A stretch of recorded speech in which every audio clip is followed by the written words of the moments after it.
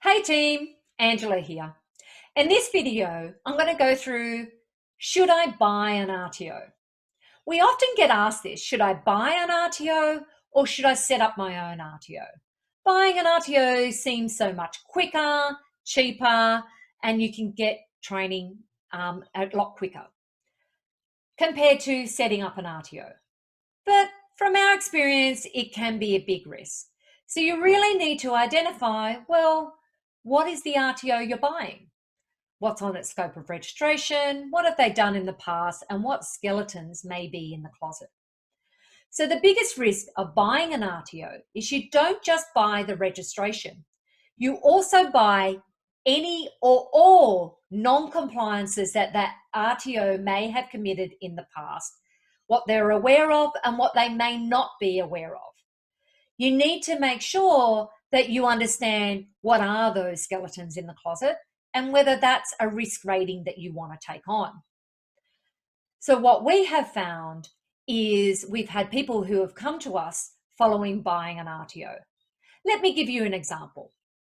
We had a client who came to us who bought an RTO, and when he bought the RTO, so this is before he came to us, he bought the RTO, he kept on the previous owner as a trainer assessor. So he thought he'd be fine. But what happens when you buy an RTO, ask or identify that your RTO is at risk because they want to see that the new owner of the RTO is a fit and proper person.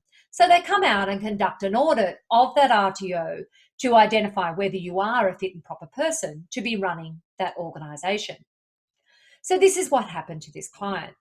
They went to an audit. So he thought, I'll be fine. I've got the trainer assessor. The previous owner is working for me. He's going to come through the audit with me. We won't have any problems. Now, just on a side note, this RTO was delivering training in an area that our client knew nothing about. So they didn't know anything about the qualification. They didn't know how it should be delivered. They didn't have any experience at that, which is okay, except for when you're going to do an audit and you should be over all of this. So they went to the audit.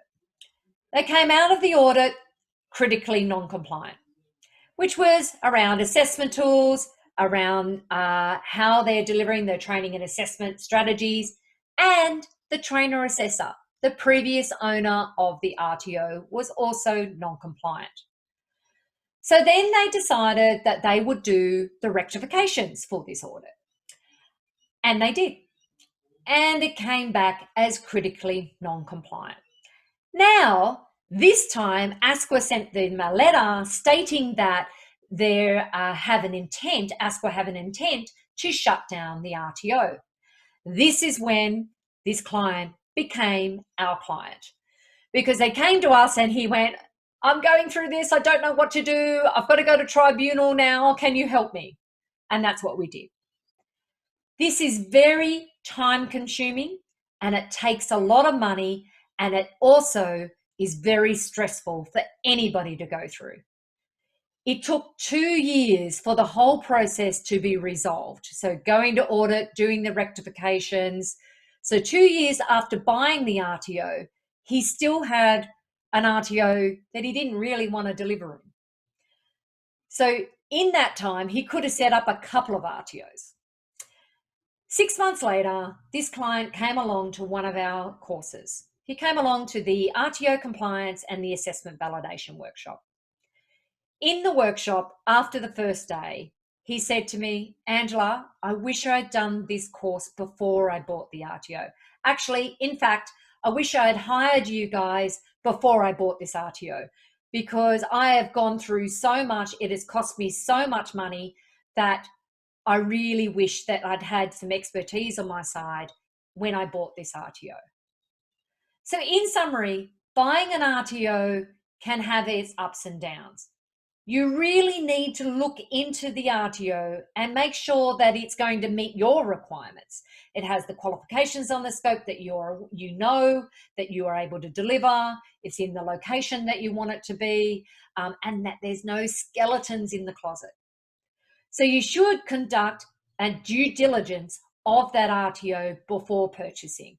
That's very important, that you really need to go in and have a look at that RTO before you buy it. You should also identify whether it would be easier, quicker, and less time consuming for you to set up your own RTO, where there's no skeletons in the closet. You've actually built the training organization and you know what's within that organization. Because you don't want to be on the other side where you've bought an RTO that ends up costing you more than it would have if you just set up your own. Thanks for listening.